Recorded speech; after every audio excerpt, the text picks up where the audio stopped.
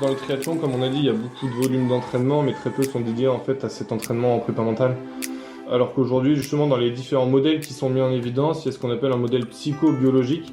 C'est bien partir du principe où à un moment donné, on doit intégrer justement cette prépa mentale au sein de l'entraînement, puisque c'est ce qui va diriger un peu, par exemple, toute notre attention. Quand on est en course, notre attention, par exemple, elle se porte sur plein d'éléments à la fois. J'essaie justement d'aller chercher un peu des objectifs qui soient ambitieux et d'aller un peu chercher justement, alors on va peut-être en discuter plus tard, mais tout cet aspect cognitif est en lien avec le mental du sportif et d'aller chercher un peu dans les réserves. La stratégie d'adaptation. Et ça a un gros potentiel, cette facette de psychoéducation, pour rendre aussi, surtout, le sportif autonome. Ça, c'est l'objectif de la prépa mentale, c'est d'amener le sportif à être autonome dans sa pratique, donc à la fois dans la compréhension de son système et des stratégies qu'il met en place. Et si vraiment derrière, il n'arrive pas du tout à trouver par lui-même cette stratégie, alors là, la préparation mentale et l'entraînement mental pur arrivent dans un second temps. Avant de démarrer ce nouvel épisode, on a une invitation spéciale pour vous. Je vous invite à nous rejoindre sur devenirtriathlète.com. Vous allez y retrouver tous les épisodes, mais aussi des conseils, des guides, des ressources et des outils gratuits pour débuter, progresser ou performer en triathlon. Et on mettra tout ça à jour chaque semaine. Allez, on se retrouve tout de suite sur devenirtriathlète.com et d'ici là, bonne écoute de ce nouvel épisode.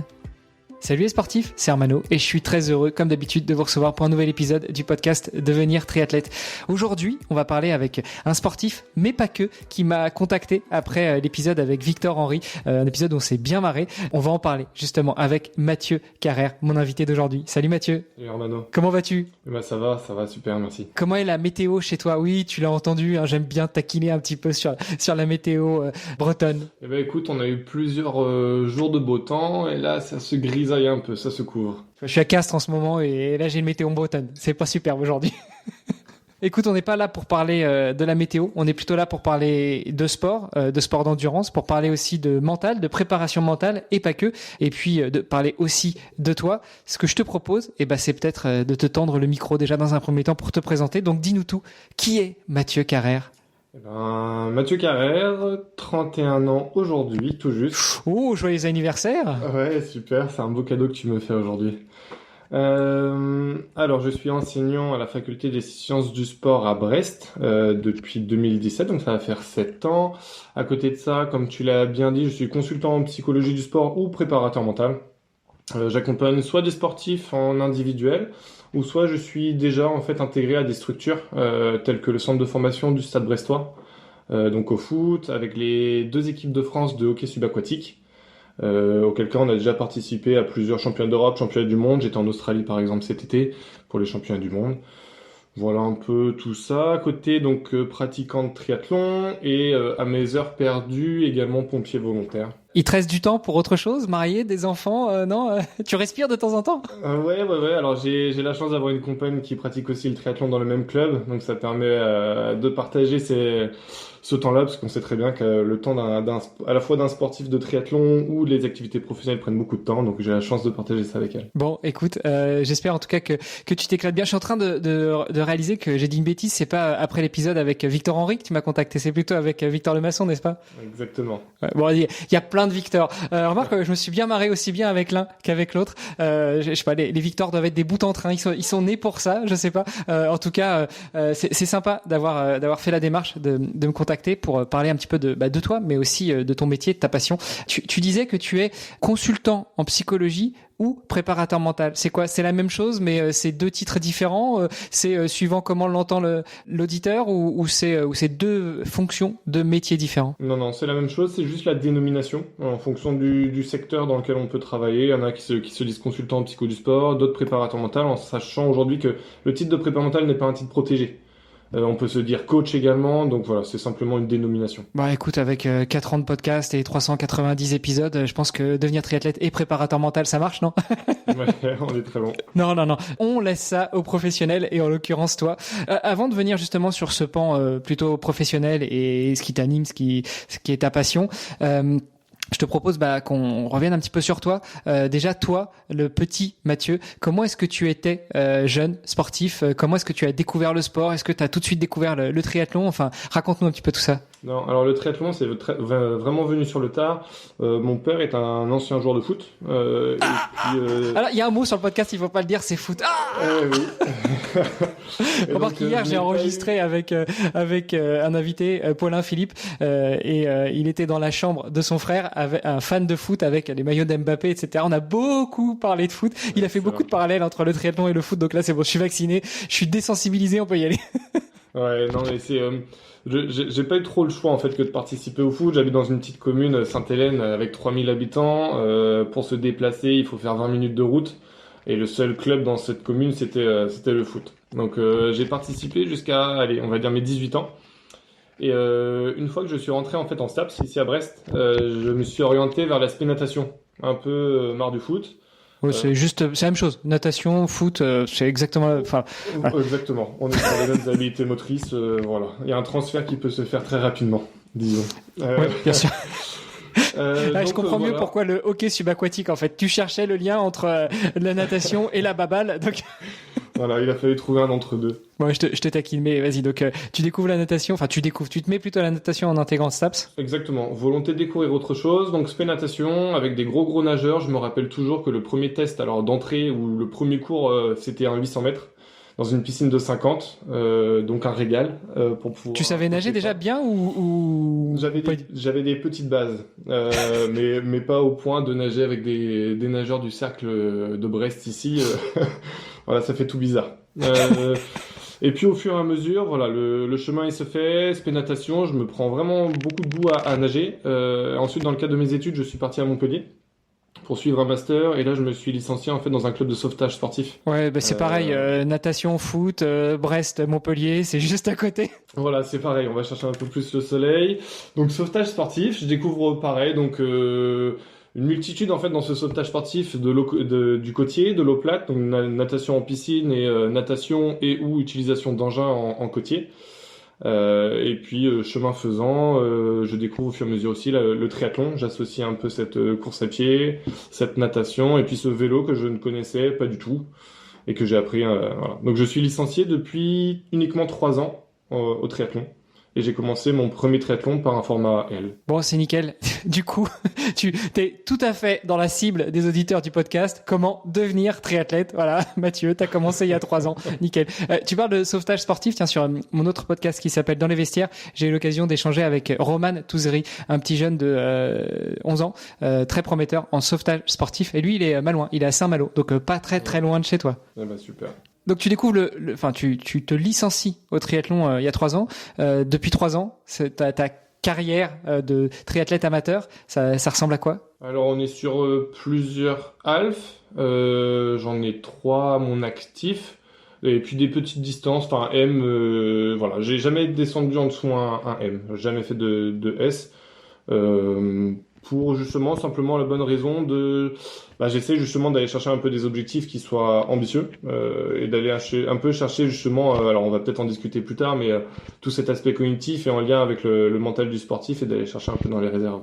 Ouais, bah j'imagine. Toi, le triathlon, tu fais comme la natation, c'est-à-dire le premier cours de natation, enfin première séance de test de natation, c'est à 800 mètres, bim. Triathlon, c'est pareil, tu descends pas en dessous du M, ce qui est déjà, alors c'est pas du long, mais ça commence déjà à être un peu plus éprouvant que les formats S qui sont très explosifs. Exactement, c'est ça. Mais on pourra en revenir dessus, hein, sur l'expérience que j'ai. Donc parfois avec les sportifs, je suis un peu dans cet adage, faites ce que je dis, faites pas trop ce que je fais. Et on verra justement que par rapport à certaines études, je suis pas trop la personne à suivre. Allons-y justement. Restons sur toi, parlons un petit peu de tout ça et puis des liens que tu fais entre ta formation, ton métier de préparateur mental, de psychologue sportif et puis de néo-triathlète qui s'amuse plutôt sur du moyennement long, voire un peu long. Ouais. Ça me va. Du coup, qu'est-ce que toi tu en tires là déjà avec 3 ans d'expérience, 3 ans de recul entre ce métier de préparateur mental et puis le triathlète plutôt longue distance. Qu'est-ce que tu vas y chercher en fait justement et comment tu vas le chercher? Là, je m'adresse plus aux thérapeutes. Ouais, alors déjà, ce qu'on peut mettre en évidence, c'est que dans le triathlon, comme on a dit, il y a beaucoup de volumes d'entraînement, mais très peu sont dédiés en fait à cet entraînement en prépa mentale. Alors qu'aujourd'hui, justement, dans les différents modèles qui sont mis en évidence, il y a ce qu'on appelle un modèle psychobiologique.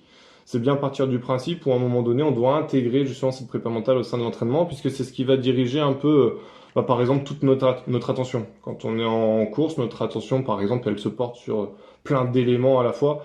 Et en fait, en fonction de nos stratégies attentionnelles, donc une stratégie, c'est bien partir du principe où mon attention, elle est orientée sur quelque chose de précis, et ça rentre dans une stratégie à partir du moment où c'est conscient, où je l'ai anticipé. Et parfois, justement, dans le cadre de course, notre attention, en fait, elle divague. Et la prépa mentale, et moi, ce que j'y vois comme intérêt par rapport à nos sports d'endurance, c'est d'amener le sportif à être toujours dans une situation d'adaptation.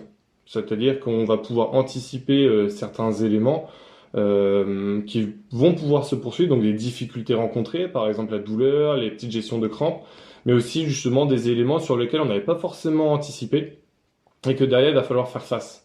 Et donc un sportif pour moi qui semblerait performant, c'est un sportif qui est en mesure de s'adapter constamment aux situations qui lui sont proposées. Comment tu vas chercher ça, cette adaptabilité de situation, tout en restant super focus, parce que notamment quand on commence à aller sur du long, du 73, du distance Ironman, tu l'as dit, il est pas rare que on perde le focus et puis que notre attention se pose sur autre chose. Comment on fait pour se recentrer? Comment on fait pour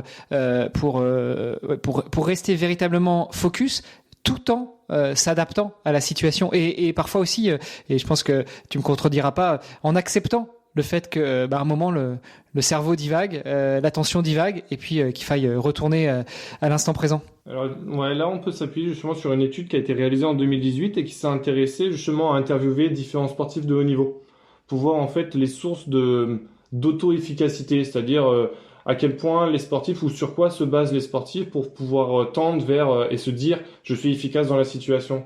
Et il y a notamment justement l'expérience de performance passée. C'est-à-dire que ces sportifs-là de haut niveau tendent à dire qu'il faudrait y aller progressivement en fait dans la pratique sportive. C'est-à-dire par exemple avant d'aller sur un half, et déjà de faire un semi-marathon. Et puis au fur et à mesure en fait cette expérience va faire qu'on va cumuler certaines stratégies et qu'on va pouvoir justement les transférer dans d'autres contextes. Ce qui semblerait aussi intéressant, c'est de s'appuyer sur l'expérience qu'on peut avoir dans d'autres milieux en dehors du sport, dans un milieu par exemple professionnel, à quel point je suis capable justement de gérer mon stress dans ce milieu et le transfert qu'on peut faire justement également dans le cadre sportif. Donc déjà pour s'adapter, c'est partir sur l'expérience qu'on dit cumulée. Et ce cumul d'expérience fait qu'au fur et à mesure, on va pouvoir tendre vers des objectifs un peu plus ambitieux et pour pouvoir justement amener cette adaptation. Je crois que j'ai entendu le fait ce que je dis, pas ce que je fais. C'est-à-dire y aller progressivement, accumuler de l'expérience au fur et à mesure. Ouais, c'est un peu ça, ouais, carrément. Vu qu'on parle d'expérience, notamment d'expérience passée, quid du mince, maintenant je suis plus capable de faire ça, alors que il y a 6 mois, il y a un an, j'y arrivais. Il y a un an, je courais un marathon en 3h30 et puis aujourd'hui, j'ai du mal à courir, je suis fatigué, j'ai du mal à me bouger. Quid de cet état d'esprit? Alors ça c'est intéressant parce que un sportif d'endurance, moi le premier, on est toujours quand on va courir, quand on va faire du vélo, quand on nage, toujours en fait dans une négociation avec soi-même. C'est-à-dire qu'on est toujours en format scan. On scanne à chaque fois nos petites douleurs, on scanne à chaque fois notre perception de l'effort. Et là où il va falloir être intelligent entre guillemets, c'est à quel point je suis capable de juger ce que je suis en train de vivre. Et le plus souvent, et ça se passe par exemple le plus souvent à l'échauffement, on a une tendance justement sur les premières longueurs de natation par exemple à juger est-ce que j'ai les bonnes sensations, les mauvaises sensations. Et automatiquement, à partir du moment où on impose un jugement en se disant c'est positif, c'est négatif, c'est bien, c'est mal, et derrière, il y a tout un schéma de pensée qui va naître et qui va faire que derrière, on va se sentir justement, est-ce que je me sens efficace dans la situation ou pas? Et justement, qu'est-ce qui se passe si on se sent pas efficace? Allez, on va prendre le côté négatif, même si je préfère voir le verre à moitié plein plus qu'à moitié vide, mais pendant la situation que tu évoques, on commence à s'échauffer en natation, les 800 premiers mètres, pour revenir sur ta première séance, les 800 premiers mètres, on sent que y a un petit truc qui coince, ou on n'a pas de bonnes sensations, on est un peu essoufflé, on sait pas trop dire pourquoi, mal dormi ces derniers jours, crise d'allergie, on sait pas, mais voilà. Quelle est selon toi, la meilleure attitude pour pouvoir continuer à dérouler l'entraînement et pas cogiter pendant l'heure et demie, les 2 heures d'entraînement qui s'annoncent? Ouais, mais c'est intéressant ce que tu viens de dire, parce que derrière, on met bien en évidence justement 2 mécanismes. Déjà, la première chose, c'est apprendre aux sportifs à, identifier très rapidement en fait son dialogue interne. C'est-à-dire à quel point je suis en train de me parler là. Moi, c'est ce que j'appelle le petit colocataire, celui avec qui justement à chaque fois on est en train de discuter là, qui nous parle et qu'on parle. C'est déjà d'identifier un peu son dialogue interne et à quel point derrière il a un jugement envers ce qu'on est en train de faire.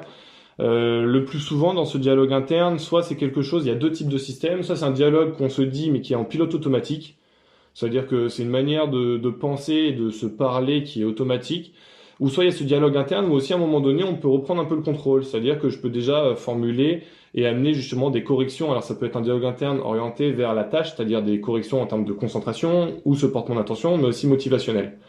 Donc déjà ça va avoir un impact sur le dialogue interne. Et ensuite, justement, le fait de porter une attention ou de juger les sensations que je suis en train d'avoir, ça va avoir un gros impact en fait sur ma perception de l'effort.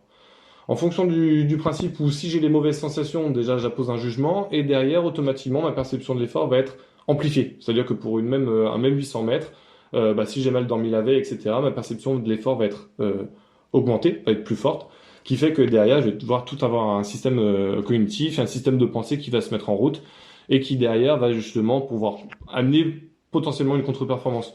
Donc l'idée en fait de notre sportif, et ça c'est toute l'approche pleine conscience ou mindfulness, c'est-à-dire vivre l'instant présent, mais vivre l'instant présent sans jugement. C'est-à-dire que dans un premier temps, il y a un temps d'auto-observation, on amène le sportif à créer une familiarité avec ses sensations, à créer une familiarité en fait en s'auto-observant sur le moment. Le deuxième module en fait de la pleine conscience, c'est cette notion d'acceptation ou de non-jugement. C'est-à-dire que c'est une expérience du moment, et donc du coup je vais être capable de l'accepter. Et pour accepter une situation, rien de mieux que de se refocus sur quelque chose qui semblerait plus intéressant. Et donc là, on parle de stratégie attentionnelle. Donc en gros, là, tu sens une douleur au mollet alors que tu es en train de courir. L'accepter, voilà, j'ai une douleur. C'est soit. Voilà. Mais se reconcentrer sur autre chose qui va bien. J'ai pas mal au bras, j'ai pas mal à la tête, je suis bien en termes d'alimentation, donc on continue à y aller. En gros, c'est ça. Ouais, par exemple, alors ça va être par exemple tous des repères, des stratégies attentionnelles par rapport à son allure de course. Ça peut être justement observer l'allure à laquelle je cours, ça peut être aussi porter une attention volontaire sur la technique de course à pied. C'est que s'il y a une petite douleur justement au mollet ou une petite crampe qui arrive, ça va être pourquoi pas de porter son attention volontairement sur la technique de course à pied. Voilà, des choses qui sembleraient intéressantes sur le moment, plus que de ruminer sur putain j'espère que ça va passer, ou alors essayer complètement de changer le cours des choses alors que on va pas pouvoir changer le cours des choses. C'est vraiment créer cette adaptation sur le moment. Ouais, en gros c'est un peu la petite pince qu'on fait aux enfants, le petit il tombe, il se fait mal au pied, tu le pinces un peu sur la fesse, pas trop fort, hein, voilà, c'est pas de la torture, mais tu passes un peu sur la fesse et puis mais pourquoi t'as fait ça, j'ai mal aux fesses? Bah oui, mais comme ça t'as pas mal à ton pied, c'est ça? Ouais, on peut créer une petite distraction, ouais. Ça c'est sur la partie un petit peu du quotidien du sportif d'endurance. Est-ce qu'il y a d'autres éléments, d'autres points que toi tu as notés, aussi bien en tant que prep mental, mais aussi en tant que pratiquant, qui te permettent de débloquer certaines choses et qui pourraient aider nos auditeurs et nos auditrices à se dépasser encore plus? Ouais, alors c'est concernant cette expérience, c'est-à-dire qu'on va pouvoir vraiment faire un gros travail d'imagerie, de visualisation. C'est-à-dire que le mieux quand je travaille avec des sportifs, ça va être déjà de les immerger dans le contexte dans lequel ils vont réaliser leur performance. Là, récemment, j'ai travaillé avec une nageuse qui n'avait jamais réalisé justement ses championnats de France junior dans une piscine. Et justement, ça va être déjà d'aller faire un gros travail sur Google Images, simplement aller repérer justement des images en lien avec le lieu dans lequel je vais réaliser cette performance, et pour vraiment s'imprégner et s'immerger dedans. Ça va être d'identifier justement un code couleur, ça va être de s'immerger justement, est-ce que c'est une petite piscine, une grande piscine, quelle est la couleur de cette piscine, et puis derrière on va y intégrer justement des éléments en lien avec la performance, des éléments perturbateurs. Comme on a dit, le sportif qui s'adapte, c'est le sportif performant. Donc on va pouvoir y intégrer justement dans ce travail de visualisation des éléments dits parasites pour pouvoir justement s'immerger au mieux. L'objectif étant que si cette situation elle intervient, j'ai déjà identifié des stratégies de faire face. C'est-à-dire que je sais déjà comment réagir si la situation elle arrive. Wow. Mais tout ça, tout en restant encore une fois focus et en acceptant la situation. Exactement. Ok. Toi, t'encadres, donc on l'aura compris, t'encadres des sportifs d'endurance, mais pas que. Tu parlais aussi de foot. Tu vois le parallèle parfois entre les différents sports, peut-être entre les différentes approches que peuvent avoir les sportives et les sportifs, les différents comportements. Enfin, est-ce que tu vois des parallèles, quel que soit le sport, voire même quelle que soit l'activité, parce qu'on peut parler de sport, mais on peut aussi parler d'activité culturelle, on peut aussi parler d'activité professionnelle. Est-ce que tu vois des ponts, des parallèles? Ouais, alors la première démarche justement d'un prépa mental, c'est l'analyse de l'activité. C'est de partir du principe où on va devoir intégrer une structure, un sport particulier. Dans ce sport-là, justement, il y a des déterminants, on va dire mentaux ou psychologiques en lien avec la performance. Donc il y a déjà ce premier temps d'analyse qui doit être fait. Et une fois qu'on a analysé l'activité, derrière, on va tirer justement des principes de travail, des mécanismes à travailler. Et il y a des transferts en fait dans chacune des activités, notamment si on en vient à cette fixation d'objectifs. Ça, c'est le premier travail justement qu'on peut mener avec un sportif. C'est par rapport à son engagement, sur quels sont les objectifs par exemple durant sa saison. Est-ce il existe des objectifs, on va dire, prioritaires, des objectifs dits secondaires? Par rapport à ces objectifs, justement, quel est le plan d'action qu'il va mettre en place? Et donc ça, c'est vraiment justement une thématique sur laquelle on peut vraiment transférer entre les activités, qui semblerait aussi la plus intéressante. Pourquoi? Parce qu'en fonction d'une fixation d'objectifs, on va pouvoir créer justement soit une situation de performance, on va mettre le sportif en situation de performance, c'est-à-dire que les objectifs qu'il s'est fixés sont ambitieux, sont plus ou moins réalisables, sont temporellement définis. Mais en fonction aussi de la manière dont le sportif va se fixer des objectifs, ça peut créer aussi des doutes et des inquiétudes. On imagine justement un sportif d'endurance, son seul objectif justement c'est de battre son partenaire d'entraînement. Ça c'est un objectif justement qui va tendre le sportif à du doute et à l'inquiétude dans le sens où cet objectif-là, il n'a pas le contrôle et la maîtrise totale de cet objectif. Tout va dépendre. Est-ce que... Ouais, puis imagine que ton partenaire, le jour de la compétition, il soit pas là, il se blesse.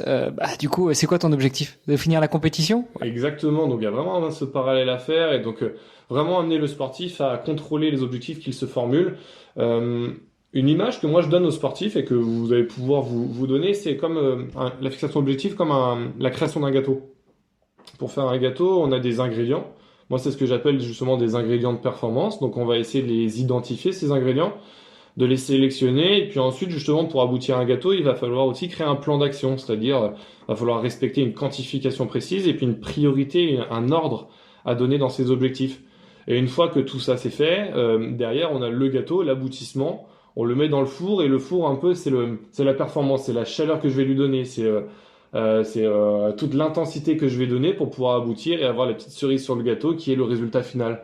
Donc c'est vrai, ça, c'était vraiment une métaphore à garder en tête pour pouvoir vraiment déconstruire cette fixation d'objectifs, mieux la comprendre et derrière être capable de la construire. Wow. Bon, écoute, ça me donne faim tout ça. En plus, on enregistre, il est 11h30, je commence à avoir le ventre qui gargouille. Allez, à table.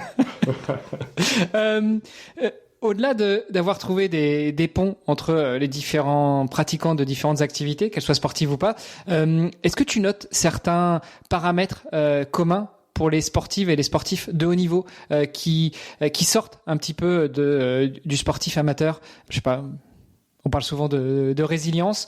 On parle souvent aussi d'accepter d'aller voir un préparateur mental parce que c'est vrai que bon, ça change beaucoup ces dernières années. Mais on en parlait encore avec mon invité que j'avais hier, Paulin Philippe.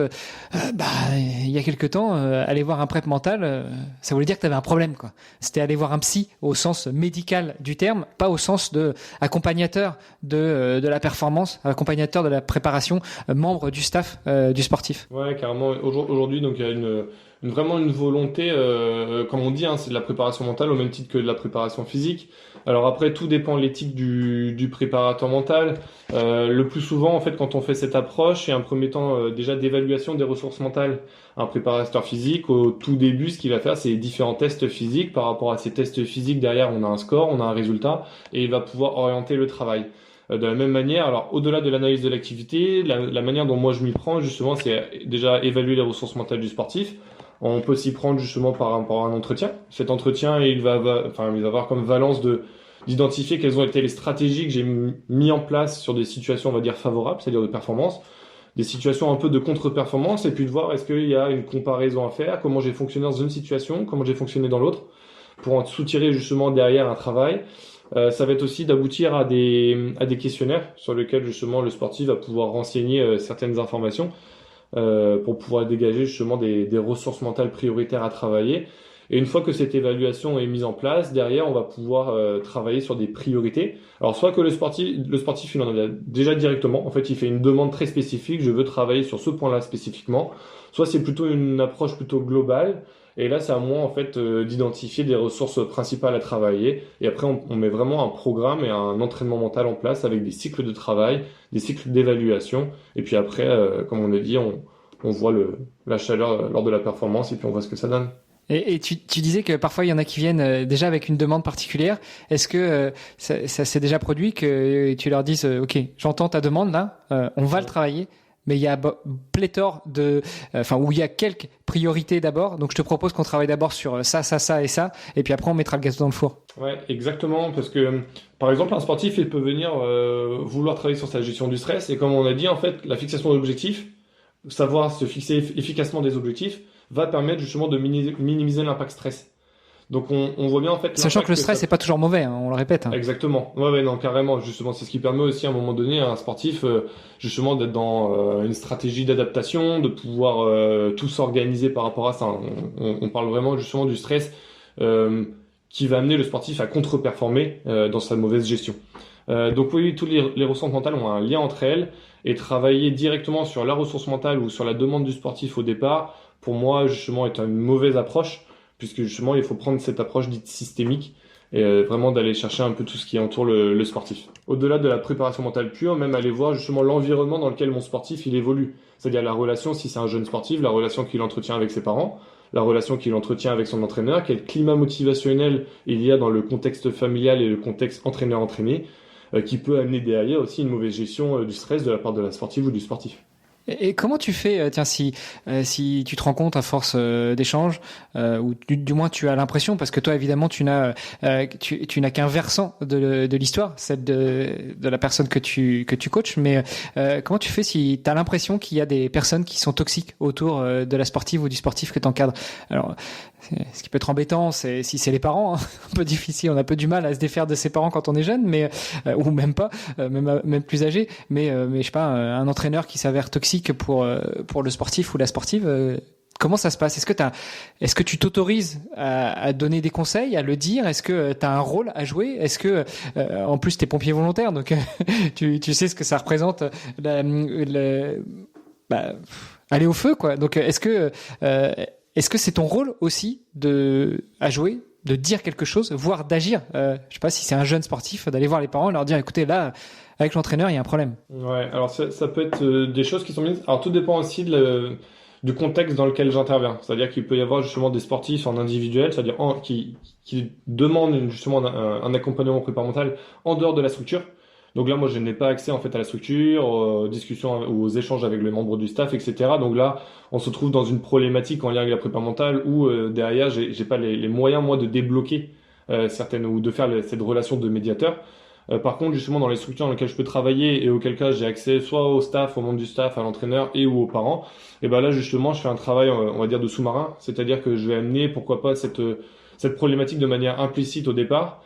Et puis ensuite, justement, en fonction de l'accord aussi de la sportive, hein, est-ce que là où le sportif me donne son accord pour pouvoir rentrer en contact avec les parents ou l'entraîneur, ça peut se faire. Qu'est-ce qu'il y a comme marqueur négatif ou positif dans une préparation qui permettent justement de te dépasser, qu'il va falloir soit travailler, amplifier ou annihiler si c'est des éléments négatifs. Enfin, est-ce que en termes de prépa mentale, il y a des choses qui sont positives qu'on va pouvoir exacerber, sur lesquelles on va pouvoir travailler, mais finalement peut-être pas plus, juste les embellir, les polir un petit peu, et d'autres qui sont véritablement néfastes dans la préparation, l'entraînement, voire même dans la performance des sportifs, et des choses peut-être soit qui sont communes, soit que tu as déjà eu l'occasion de rencontrer, qui pourraient aider notre audience à se dire tiens, là j'ai peut-être un problème, soit il faut que je consulte, soit il faut que je trouve un prépa mental, soit il faut que je mette en place des choses pour changer cet état d'esprit, cet état de fait,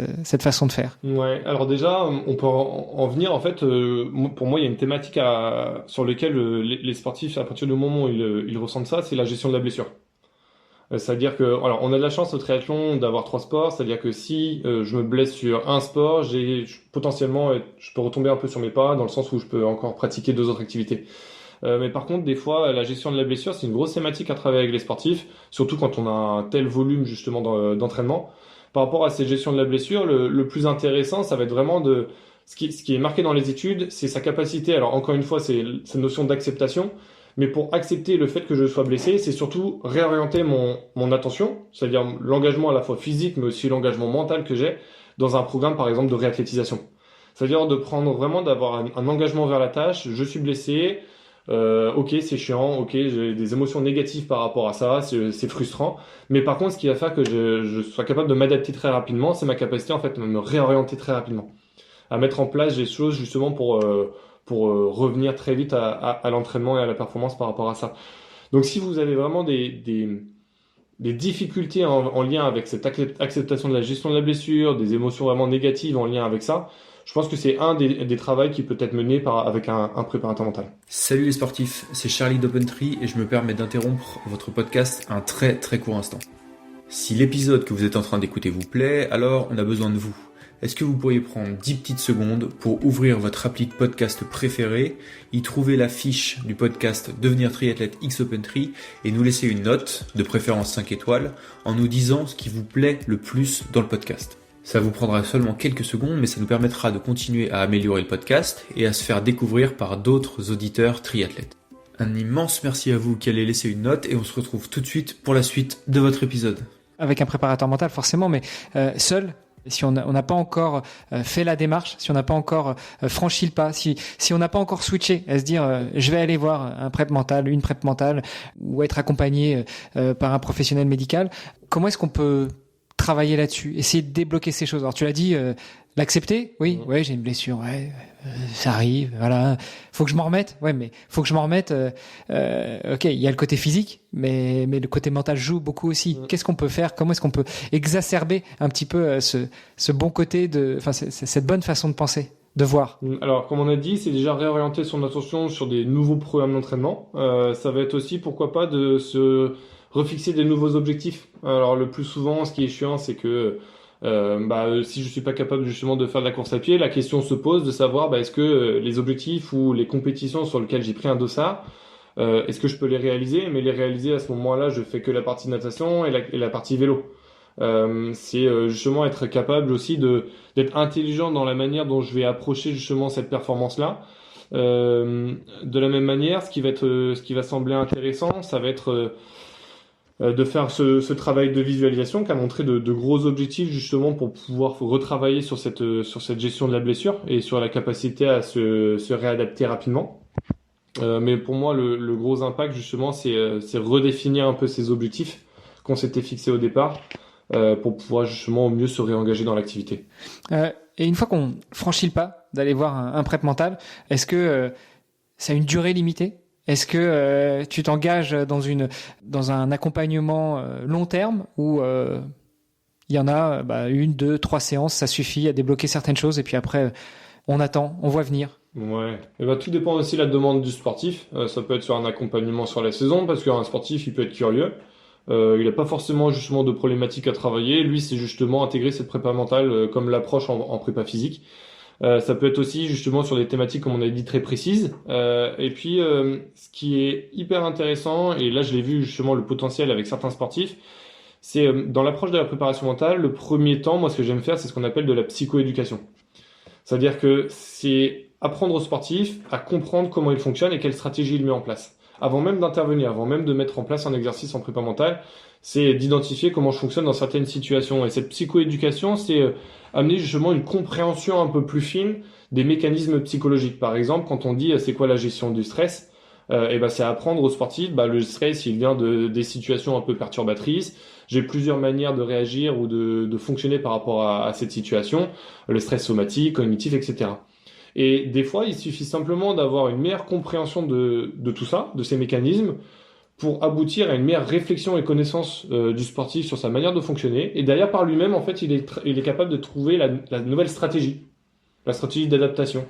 Et ça a un gros potentiel, cette facette de psychoéducation, pour rendre aussi, surtout, le sportif autonome. Ça, c'est l'objectif de la prépa mentale, c'est d'amener le sportif à être autonome dans sa pratique, donc à la fois dans la compréhension de son système et des stratégies qu'il met en place, Et si vraiment derrière, non, il n'arrive pas du tout à trouver par lui-même cette stratégie, alors là, la préparation mentale et l'entraînement mental pur arrivent dans un second temps. Est-ce que ça t'est déjà arrivé de voir des sportifs que tu encadres qui, pour l'objectif d'après, pour la saison d'après, décrochent complètement de la prépa mentale qu'ils ont eue? On le dit, chasser le naturel, il revient au galop. Est-ce que ça t'est déjà arrivé? Et comment est-ce qu'on recadre ça? On est peut-être sur un sujet un peu plus technique de la prépa mentale, mais ça m'intéresse aussi de savoir, parce que je pense que ça nous est déjà tous arrivé, focus sur une préparation, je sais pas, un 73 de Aix, tiens, il fait beau, il fait chaud, c'est un beau parcours, c'est bien fait. Pendant une saison, on est à fond dedans, on y va, on s'éclate, on atteint l'objectif qu'on avait prévu. On a travaillé avec un prep physique et un prep mental sur certains points, certaines choses, certains points d'ancrage. Et puis la saison d'après, on est complètement perdu, on est revenu à ce sportif amateur un peu perdu qu'on était quelques mois avant. Est-ce que ça t'est déjà arrivé de voir des situations comme ça? Et comment est-ce qu'on les redresse? Ah ouais, ça m'est déjà arrivé, justement, notamment avec les filles de l'équipe de France de hockey subaquatique. C'est-à-dire, à partir du moment où on a atteint un objectif qui semblait déjà ambitieux, c'était l'objectif prioritaire. En fait, il y a une certaine fatigue qui s'est cumulée jusqu'à cet événement, que ce soit une fatigue physique, mais aussi et surtout, en fait, une fatigue nerveuse.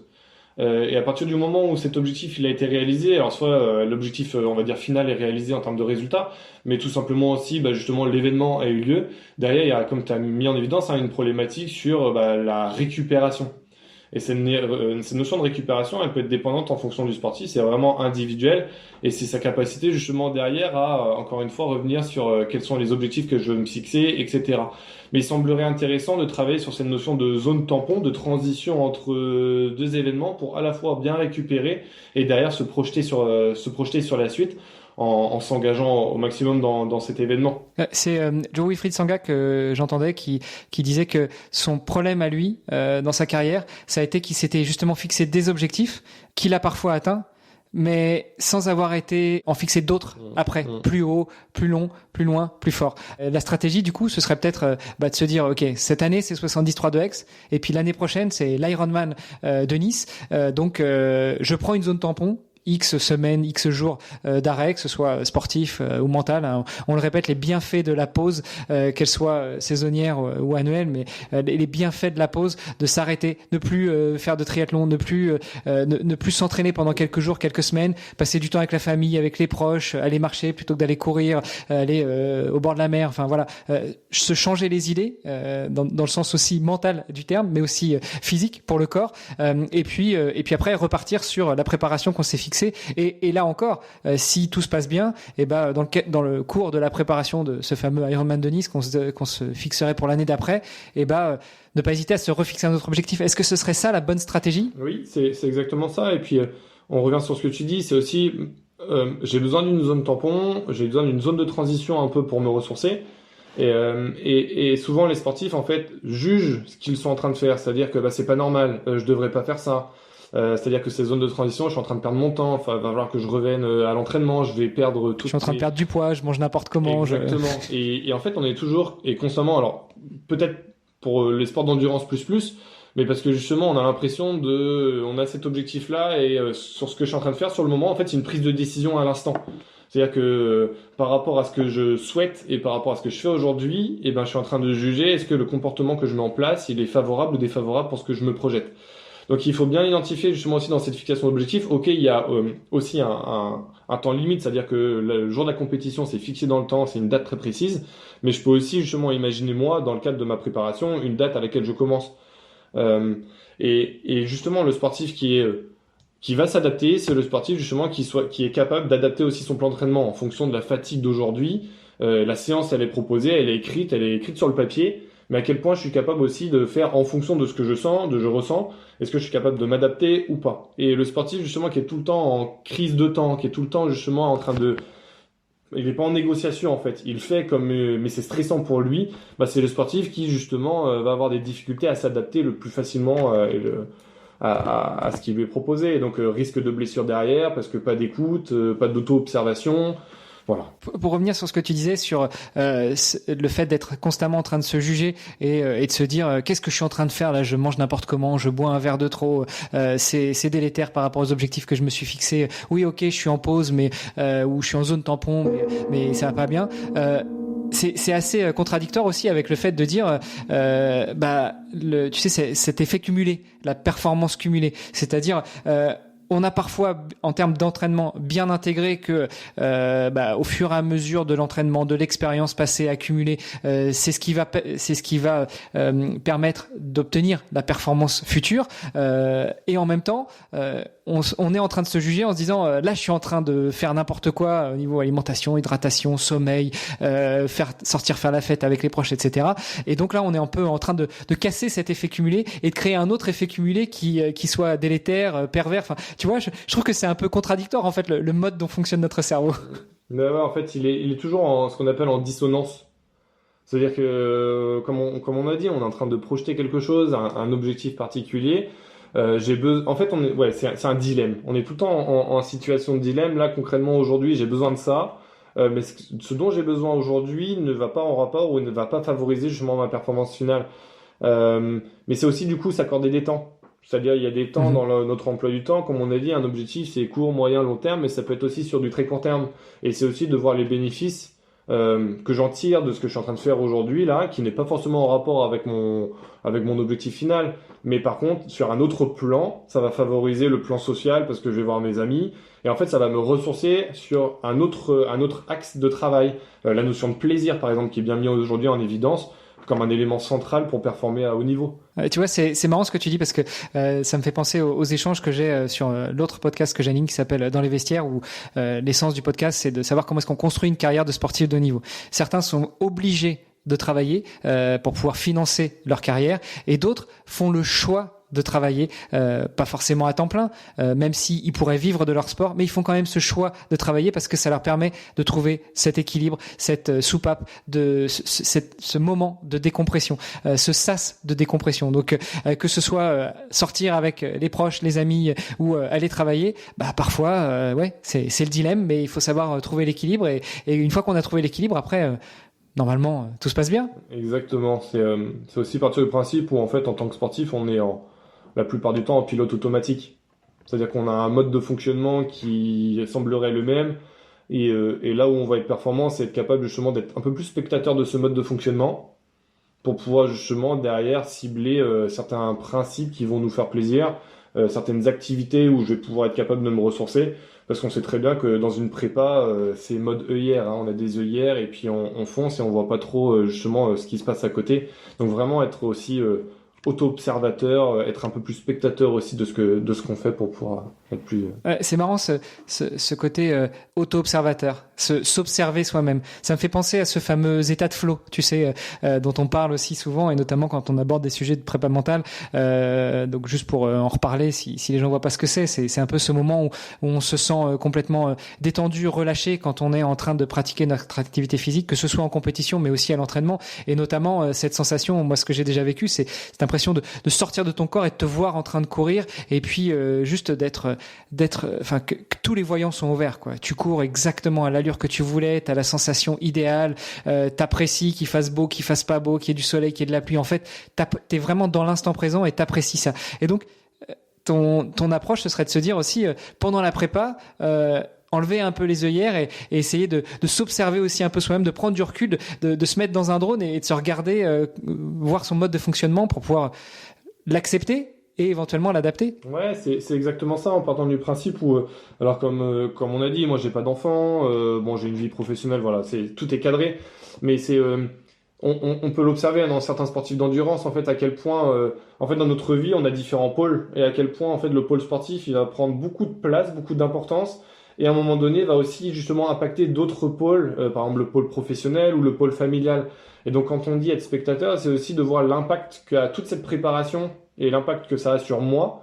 Et est-ce que justement ça se projette dans les différents pôles et d'être capable justement de faire la part des choses pour pouvoir avoir un mode de fonctionnement qui semblerait vraiment adaptatif dans ces différents pôles dans lesquels je mets en place une certaine performance. Adaptation, adaptabilité, c'est quand même le maître mot. Et pourtant c'est pas facile parce que tu vois, pour être papa, mari, avoir un job, des fois tu trouves aussi l'équilibre dans la pratique du sport. C'est le sport qui te fait du bien, qui te permet de te détendre, te sortir la tête du guidon, te sortir de ses œillères, tout en remettant pour justement te fixer ton objectif. Et par contre, ce qui tourne autour de toi, tes proches, ton employeur, comprennent pas forcément ça. Et du coup, ça arrive encore là aussi que tu rentres dans un cercle vicieux et pas vertueux de je bosse à fond, je passe du temps avec ma famille, mais j'ai besoin de faire du sport, mais j'ai pas le temps, ou j'ai pas l'occasion, ou j'ai pas les moyens. Et du coup, c'est comment on sort de ça en fait?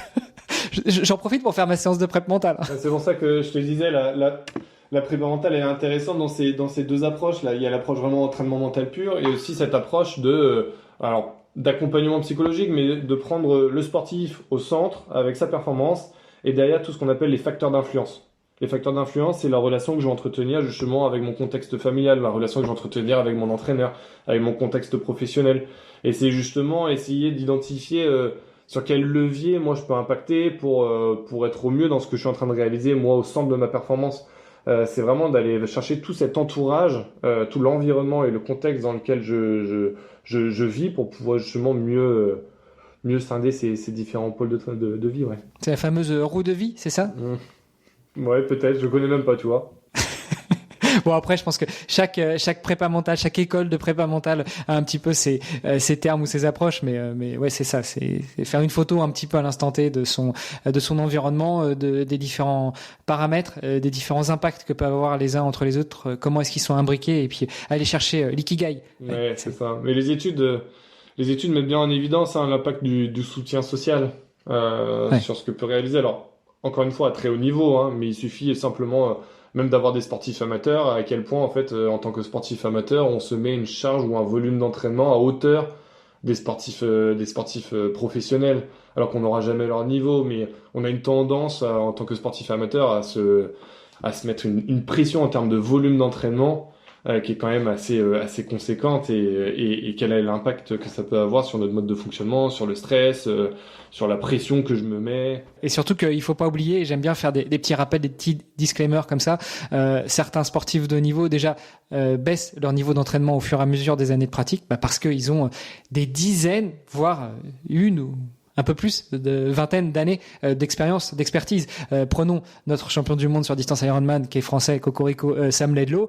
Il a commencé le triathlon à 3 ans, quoi. Donc quand à 24 ans, il est champion du monde, il peut se permettre d'avoir un entraînement beaucoup plus ciblé, beaucoup plus spécifique, beaucoup plus technique, et donc d'avoir un volume d'entraînement qui sera peut-être moins élevé que Mathieu Carrère ou Armano Di Micheli, parce que nous on est des amateurs et on est des bourrins, et en fait on peut caser une grosse partie de nos entraînements le week-end et un peu le soir, alors que Sam il va étaler tout ça sur la semaine.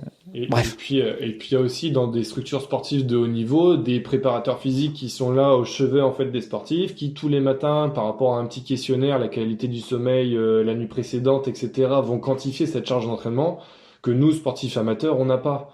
Et donc c'est ça où en fait, quand on parle de s'auto-observer, c'est aussi être très au clair et avec ses sensations, et pour pouvoir nous-mêmes nous adapter. C'est pas le prépa physique qui va être derrière nous à nous dire, là aujourd'hui, sur la série qui est présentée, au lieu de faire 8, t'en feras 4. Ça va être à nous de prendre cette décision. Et tu vois, tout à l'heure, en intro, tu me disais que ta conjointe est triathlète aussi. Est-ce que, justement, il n'y en a pas un qui joue le rôle de prep mentale et de prep physique au chevet de l'autre? Alors, l'un ou l'une ou l'autre, tu vois dans le sens où tu veux. Non, mais c'est vrai que, alors des fois, je peux avoir cette casquette un peu soit de préparateur mental, mais aussi du coup d'enseignant, parce que la prépa mentale, moi, je me base beaucoup sur les études, en lien avec ça pour pouvoir construire un programme d'entraînement. Donc, c'est vrai que, en fait, parfois, je vais conseiller, mais c'est pas ce qu'elle attend. Elle attend simplement du soutien, et moi, je vais plutôt être tendance à conseiller. Donc, c'est un peu le chausseur le moins bien chaussé. Enfin, je sais plus l'adage là, mais c'est un peu ça. Le cordonnier le plus mal chaussé. Voilà, exactement. Donc, parfois, ça fonctionne pas. Et on dit souvent, c'est rare les sportives et les sportifs de haut niveau qui sont toujours entraînés par leur mère ou leur père. Et puis le plus mauvais entraîneur dans un couple, c'est le conjoint ou la conjointe. Parce que simplement l'athlète, celui qui est entraîné, il est pas forcément prêt à écouter ce que dit le conjoint ou la conjointe. Voilà. Alors que si c'était vraiment un intervenant extérieur, peut-être que là les choses seraient mieux. C'est clair. Ça marche souvent comme ça, d'ailleurs, surtout au niveau amateur. Ouais. On est souvent bien mieux encadré par quelqu'un d'autre que par son plus un. Tu parles d'études, ça me permet de faire une belle transition. Tu me disais dans les messages qu'on échangeait que ce qui t'intéresserait, ce serait d'avoir une approche une dimension plus scientifique de la prépa mentale à l'appui des données actuelles en sciences du sport et en sciences du comportement. Donc voilà, t'as open mic. Je sais pas ce que t'avais pensé, imaginé, abordé. Je t'ai posé pas mal de questions aussi pour ma propre masterclass, mais voilà, s'il y avait des sujets que tu comptais aborder, que tu aurais voulu aborder, que tu imaginais important, c'est le moment. Ouais, super. Tu sais qu'en fait, ces petits résultats d'études ou les choses qu'on a mentionnées dans le podcast, enfin dans notre échange, en fait, viennent des études. C'est-à-dire que derrière, il y a certains déjà éléments qu'on a pu mettre en évidence. Là où ça semblerait aujourd'hui intéressant, par contre, c'est aujourd'hui dans les sports d'endurance, ce qui fait qu'un sportif, alors il est ce qu'on appelle un pacing stratégie, c'est-à-dire l'identification de l'allure de course optimale que je dois avoir sur le moment, elle est médiée par notre perception de l'effort. C'est-à-dire que c'est la perception de l'effort consciente que j'ai actuellement de ce que je suis en train de produire qui fait que soit j'accélère, soit je garde justement l'allure de course que j'ai actuellement, ou soit justement je diminue cette allure de course. Et aujourd'hui, en fait, dans les études, ce qui est mis en évidence, c'est que pour un test à l'effort max, c'est pas justement le déficit musculaire ou physiologique qui fait que je vais arrêter justement mon effort, mais c'est plutôt justement derrière à quel point je perçois mon effort comme intolérable, c'est-à-dire que je suis au bout de ce que j'estime faire sur le moment. Et donc, partez du principe où vous êtes toujours capable de le faire. C'est-à-dire que d'un point de vue musculaire et physiologique, l'effort, vous pouvez le maintenir, c'est simplement à un moment donné à quel point vous estimez votre effort, là, la perception de votre effort max, qui fait que derrière, soit vous allez ralentir, soit vous allez complètement justement vous désengager en fait de l'activité, donc même voire jusqu'à l'abandon, et ça c'est les travaux de Roberta Antonini Philippe qui l'ont bien montré. De toute façon c'est pas difficile, hein. La limite c'est quand tu peux plus. C'est pas quand ton cerveau te dit que tu peux plus. Si on reprend l'exemple d'un test d'effort sur tapis, c'est quand tu tombes ou quand tes jambes elles avancent plus, quoi. Moi c'est ce que j'essaie de me fixer comme objectif. Alors j'ai bien dit c'est ce que j'essaye, hein, parce que j'ai aussi un gros médiateur qui est mon cerveau. Mais en théorie c'est ça. Tu peux plus, c'est quand t'arrives plus à respirer, quand tes jambes répondent plus, quand t'avances plus. C'est ça là. L'objectif normalement. Ouais, voilà, c'est ça. Et après, il y a différents médiateurs sur lesquels en fait on peut travailler en préparation mentale qui permettraient d'aller un peu plus loin dans cet effort ou alors de limiter l'impact à la perception de son effort. Là, on peut en revenir en fait aux travaux de Guillaume Millet qui a travaillé justement sur le modèle de la chasse d'eau, le flush model. Et c'est intéressant, pourquoi ? Parce que cette perception de l'effort, elle va être aussi médiée par des déterminants avant la compétition, avant notre performance. C'est-à-dire à quel point on a bien dormi la veille. C'est-à-dire qu'on peut déjà arriver le jour de la compétition avec déjà une perception de l'effort qui est très haute. Pourquoi ? Parce qu'on n'a pas mis en place justement tous les médiateurs en termes de récupération, sommeil, hydratation, avant justement notre performance. Donc il y a un gros travail aussi à faire sur ce qui se passe avant pour bien justement aborder cette compétition le jour J et être au vert, c'est-à-dire à zéro en termes de perception de l'effort et de pouvoir justement performer le jour J. Alors tu parlais de Guillaume Millet, qui est assez connu dans le milieu du trail aussi, et de sa stratégie de la chasse d'eau. Tu peux nous en parler rapidement pour qu'on visualise un peu ce que ça représente ? Bien sûr. Alors, parce que tu nous teases comme ça, mais on a envie d'en savoir plus en fait. Ouais, alors sous réserve, hein, je vais le dire avec mes propres mots. Ceux qui sont intéressés, n'hésitez pas à aller voir un peu sur YouTube, il fait pas mal de conférences.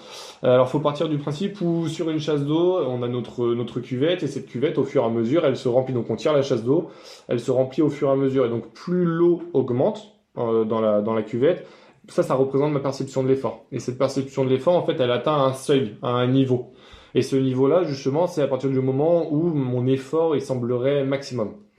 Pour pouvoir justement avoir un effort ou prolonger l'effort que je suis en train de réaliser, il va falloir avoir cette petite soupape. Et cette petite soupape, justement, représenterait la qualité du sommeil, représenterait, pourquoi pas, les stratégies attentionnelles que j'ai en place sur le moment pour pouvoir avoir ce médiateur et médier un peu cette perception de l'effort.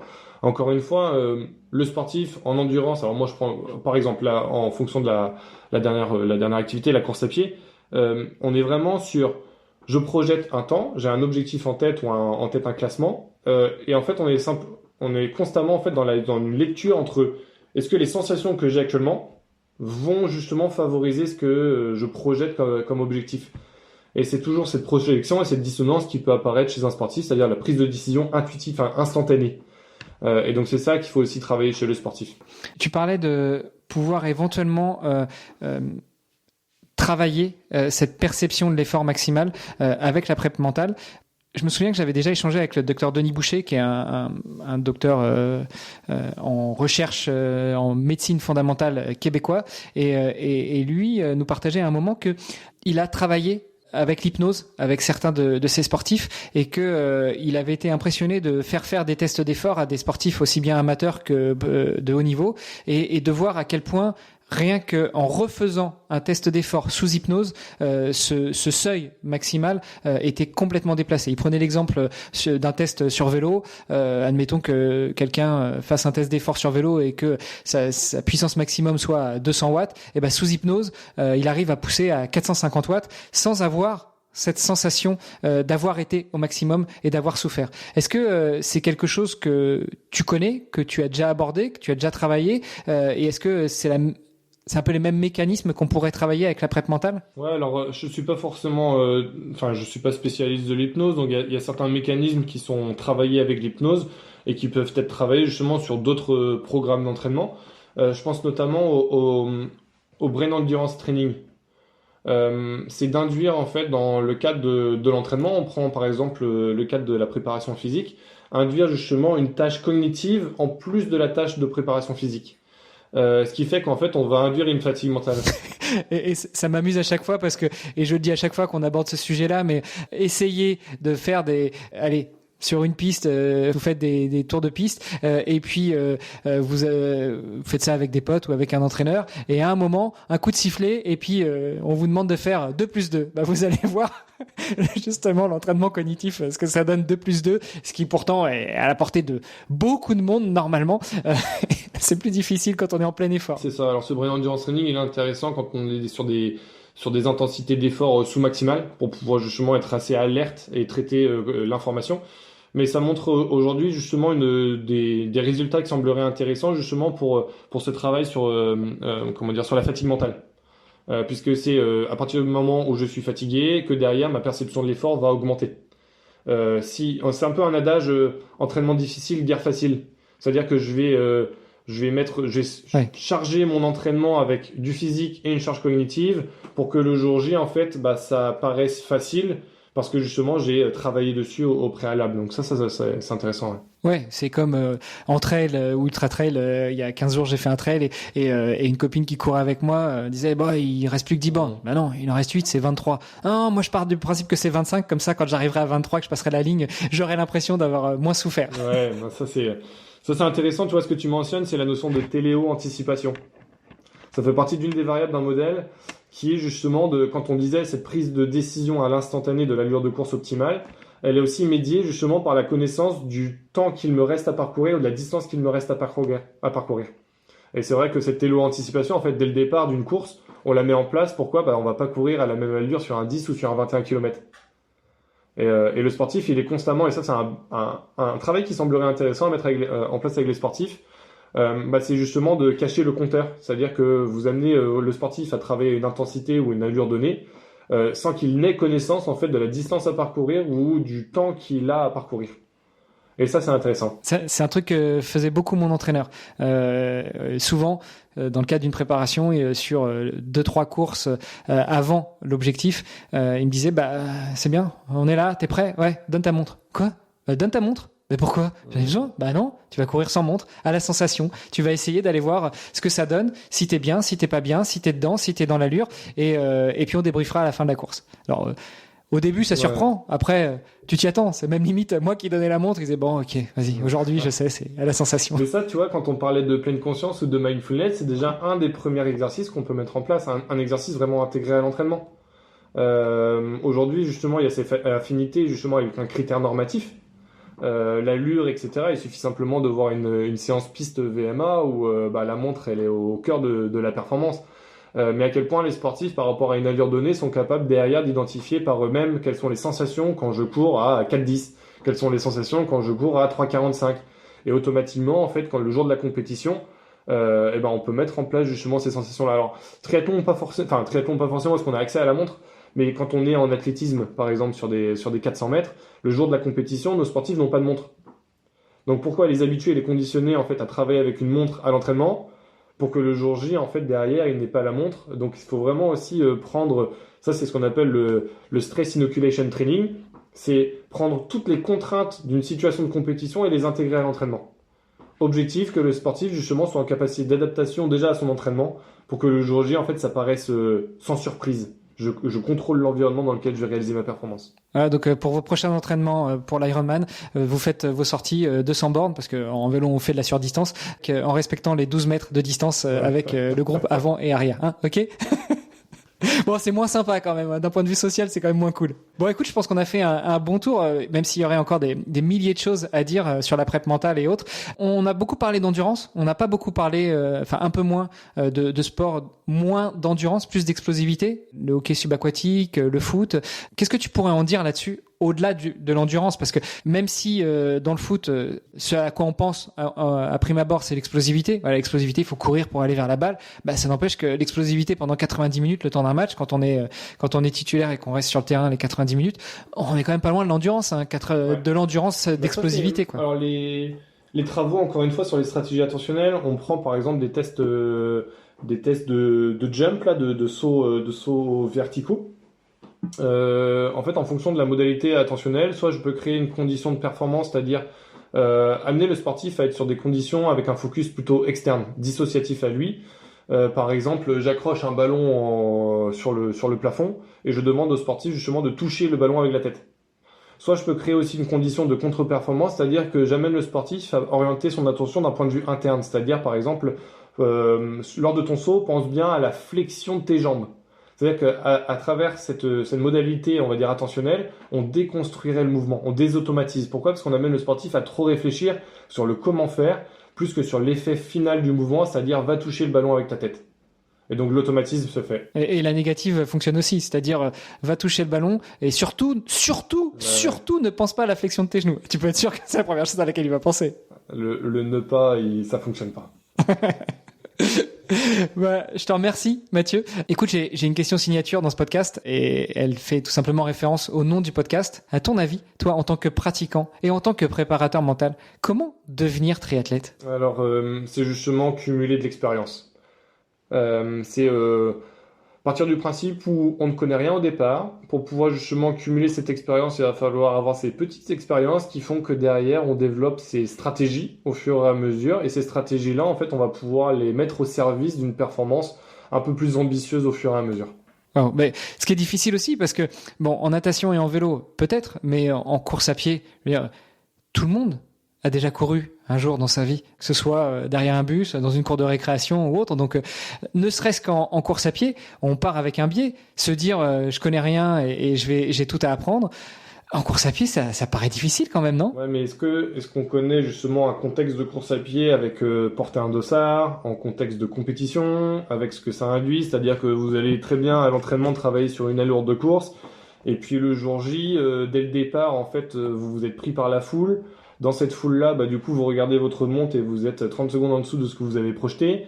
Donc, il y a toute cette connaissance en lien avec l'environnement et le contexte de performance et la manière dont vous interagissez avec ce contexte-là. C'est plutôt dans cette idée. Bah, nickel. C'est beaucoup plus clair. Je te remercie pour tous ces éclaircissements. Pour terminer, où est-ce qu'on te suit, qu'on suit tes travaux, qu'on suit tes réflexions sur les travaux, ou éventuellement où est-ce qu'on te contacte pour en savoir plus, surtout si on est à Brest? Ouais, alors Mathieu Carrère, un peu disponible sur tous les réseaux sociaux, Facebook, Instagram, LinkedIn, et puis sinon j'ai mon site internet Mental Training Experience, où justement j'amène les sportifs à tester plein d'expériences possibles de manière individuelle, collective. Voilà, pour pouvoir amener cet entraînement. Eh ben écoute, je te remercie Mathieu. Je remettrai tous les liens dans les notes de l'épisode. Tu parlais de travailler sur le côté cognitif et de foot aussi. J'ai eu l'occasion d'échanger avec, alors pas pour ce podcast-là, avec Nicolas Breton, ancien arbitre de foot et qui maintenant qui est préparateur mental et qui a lancé une entreprise de préparation mentale et de préparation cognitive, que ce soit pour les sportifs ou pour les entreprises. Donc voilà, il y a peut-être des ponts à faire, des échanges qui pourraient être intéressants entre vous. Carrément, avec plaisir. Je te remercie Mathieu. Bonne continuation, à bientôt. Merci Armando, c'est gentil. Au revoir. Ciao. C'était Devenir triathlète X OpenTri. merci d'avoir écouté cet épisode jusqu'au bout. Nous, on a pris beaucoup de plaisir à l'enregistrer. Alors si ça vous a plu, vous pouvez nous suivre sur nos réseaux sociaux, Instagram, LinkedIn et Facebook. On se rejoint maintenant sur devenirtriathlète.com. Vous allez retrouver l'ensemble des épisodes, mais aussi des outils, des ressources et des conseils gratuits pour débuter, progresser ou performer en triathlon. On ajoute toutes les semaines de nouvelles ressources. Si vous avez une idée d'invité, n'hésitez pas à nous envoyer un petit message.